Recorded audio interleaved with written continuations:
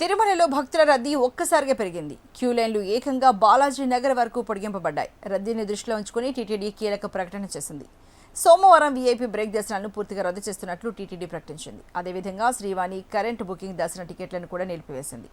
రాబోయే 2 రోజులు భక్తుల రద్దీ ఇంకా పెరిగే అవకాశం ఉందని టీటీడీ అంచనా వేస్తోంది.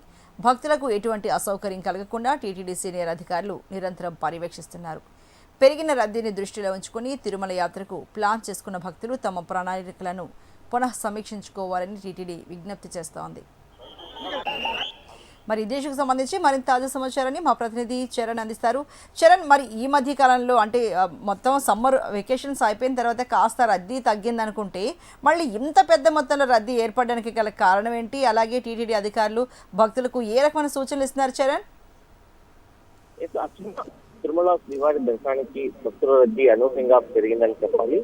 వేసవి సెలవులు ముగిసిన అనంతరం అయితే వరుసగా 3 రోజులు సెలవులు రావడం, శుక్రవారం, శనివారం, ఆదివారం 3 రోజులు సెలవు దినాలు కావడంతో తిరుమలకు అయితే భక్తులందరూ తీసుకొచ్చారని చెప్పాలి. దీంతో సర్వదర్శనానికి సుమారు 30 గంటల సమయం పడుతుందని చెప్పి టీటీడీ స్పష్టంగా ప్రకటన అయితే విడుదల చేస్తుంది. మరోవైపు వైకుంఠంలో ఉన్నటువంటి అన్ని అపార్ట్మెంట్లు నిండిపోయి అయితే భక్తుల క్యూ లైన్ రింగ్ రోడ్డు ద్వారా బాటగంగమ్మ ఆలయం వరకు చేరుకుందని చెప్పాలి. అక్కడ నుంచి క్యూ లైన్ లేక భక్తులను అయితే అనుమతిస్తున్న పరిస్థితి ఉంది.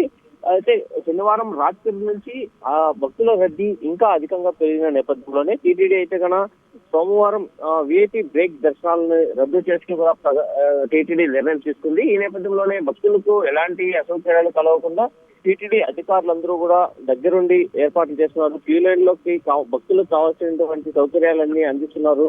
అయితే చంటి బిడ్డలకు పాలు అందించడం కానీ అయితే జలప్రసాదం, అన్నప్రసాదాలు కూడా క్యూ లైన్ దగ్గరకే తీసుకొచ్చి భక్తులకు అయితే అందిస్తున్న పరిస్థితి ఉంది. ఈ నేపథ్యంలోనే భక్తులందరూ కూడా టీటీడీ చెప్తున్నటువంటి సూచనలు పాటించాలని చెప్పి టీటీడీ అధికారులు అయితే స్పష్టంగా తెలుపుతున్న పరిస్థితి నెలకొంది.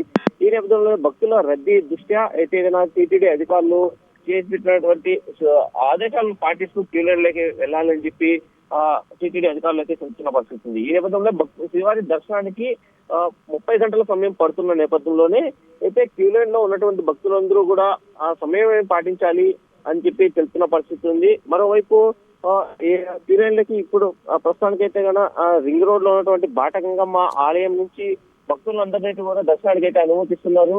అయితే భక్తుల రద్దీ దృష్ట్యా టీటీడీ చెప్తున్నటువంటి సూచనలు ఖచ్చితంగా పాటించాలని చెప్పి టీటీడీ అధికారులు చెప్తున్న పరిస్థితి ఉంది. Right Charan, thank you so much.